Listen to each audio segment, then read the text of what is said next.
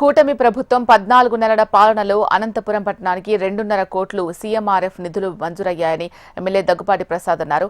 Anantapuram TDP కార్యాలయంలో CMRF చెక్కులు ఆయన పంపిణీ చేశారు. దీంతో ముఖ్యమంత్రి చంద్రబాబు నాయుడుకి లబ్ధిదారులు కృతజ్ఞతలు తెలియజేశారు. రాష్ట్రం కూటమి ప్రభుత్వంతోనే అభివృద్ధి జరుగుతోందని ఎమ్మెల్యే దగ్గుపాటి ప్రసాద్ అభిప్రాయం వ్యక్తం చేశారు. దాదాపు 6,50,000 రూపాయలు సీఎంఆర్ఎఫ్ చెక్కులు రావడం జరిగింది. ముఖ్యంగా మా తెలుగుదేశం ప్రభుత్వం ఏర్పడిన తర్వాత గతంలో ఎన్నలేని విధంగా అనంతపురం అర్బన్ నియోజకవర్గంలో దాదాపు 2,50,00,000 రూపాయలు ఈరోజు సీఎంఆర్ఎఫ్ కేవలం 14 నెలల కాలంలోనే ఇవ్వడం జరుగుతూ ఉంది. గతంలో ఎక్కడే కానీ జగన్మోహన్ రెడ్డి గారు 1 రూపాయి ఇచ్చిన దాఖలాలు లేవు సీఎంఆర్ఎఫ్ కింద.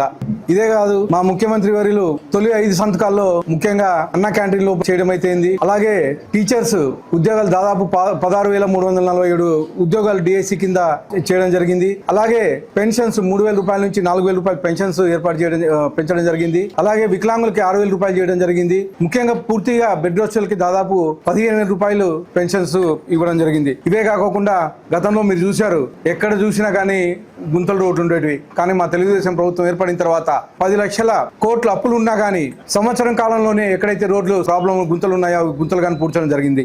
ఇవే కాకుండా సుపరిపాలనలో తొలి అడుగుల్లో భాగంగా మేము ఏమైతే పనులు చేశామో దాదాపు అనంతపురం అర్బన్ నియోజకవర్గంలో 1,00,000 ఇండ్లకు పైగా మేము వెళ్లి వివరించడం జరిగింది. ఇవే కాకుండా ముఖ్యంగా బీసీ సంక్షేమానికి అయితే దాదాపు బీసీ సంక్షేమానికి ఈసారి బడ్జెట్ లో దాదాపు 47,000 కోట్ల రూపాయలు బీసీ సంక్షేమానికి ఇవ్వడం జరిగింది. ఇవే కాకుండా తల్లికి వందనం కింద దాదాపు 60,27,000 మందికి 10,000 కోట్ల రూపాయలు తల్లికి వందనం కింద ఇంటింటికి ఎంతమంది పిల్లలు ఉంటే అంతమంది పిల్లలకి ఇవ్వడం జరిగింది. ఇవే కాకుండా యువతకి ఉద్యోగాలు దాదాపు 9,50,000 కోట్ల పెట్టుబడులు సంవత్సర కాలంలో తీసుకొచ్చి 10 లక్షల ఉద్యోగాలకు పైగా ఈరోజు సంవత్సరం కాలంలోనే ఉద్యోగాలు కల్పించడం జరిగింది.